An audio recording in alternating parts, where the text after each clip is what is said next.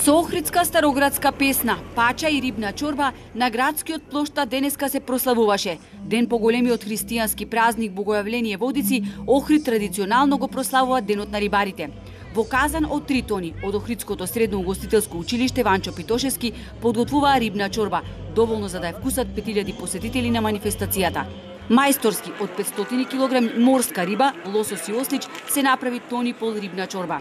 Охридска рибна чорба без пастрмка не ја бидува, велат старите охриѓани, но на овој ден секој ќе касне, додаваат професорите од угостителското училиште.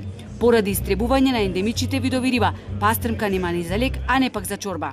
Може би и за тоа е едната причина, другата причина е затоа што охридската пастрмка или пак калифорнијската пастрмка е риба која што е многу нежна, а ние бидејќи тука со весло ја мешаме, значи нема да остане ништо, значи нема да се постави, да се познава дека има риба и затоа ја користиме морската риба. Чорбата ја подготвуваа 40 раце, а учениците вредни и со задоволство работеле. Иако утрина во лошото време им создало проблеми, чорбата беше навреме готова. Лесно беше станало, учествувавме повеќе ученици. Си имавме одредени обврски кои сечи, рендак. Ама си да учествувавме во подготовката. Трае часот вашата работа? 2 дена. 2 дена до 3. Подготовки. Да кажам дека едино Господ уште ја чува Македонија. Сабајле во 8 сатот толку имаше дожд, јас го палев огнот.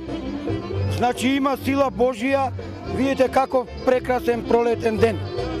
Нека не биде годината берикетна, езерото вчера ни е крстено, значи нека има помалку бранови и нека има повеќе риба оваа година.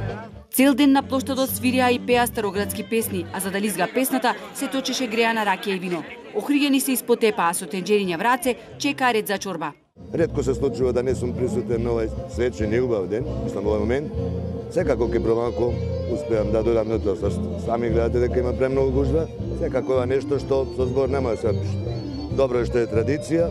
Ево сами можете да приметите дека е феноменално, нешто многу убаво. Традицијата да остане долго, чорбите се прекрасни.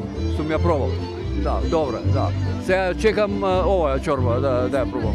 Дел од чорбата беше наменет за 70 социјално загрозени семејства и инвалидизирани лица кои што не може да присуствуваат на овој настан. Може би не се дојдени до таа една чорба, но адетот што е на овој ден и она внимание што го посветуваме на нив навистина им значи. Од искуство на назад години можам да кажам дека луѓето навистина не ги пречекуваат волонтерите со полно срце, дури ги почестат тоа скромно што имаат.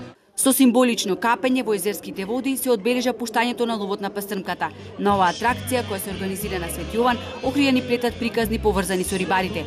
Овој ритуал рибарите го почитуваат и со воодушевување го чекаат, бидејќи скокат од својата најрана возраст.